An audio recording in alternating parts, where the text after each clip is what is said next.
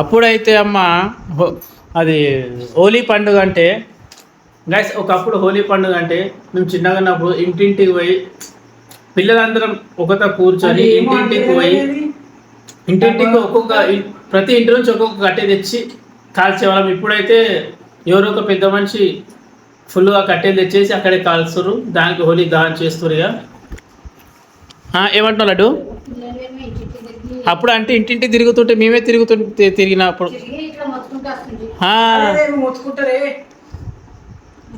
అప్పుడు ఏమేమి మా తమ్ముడు అంటే చిన్నగా ఉన్నప్పుడు హోలీ పండుగ రోజు ఇంటింటికి తిరిగి కట్టెలు తెచ్చినట్టు చెప్తున్నాడు.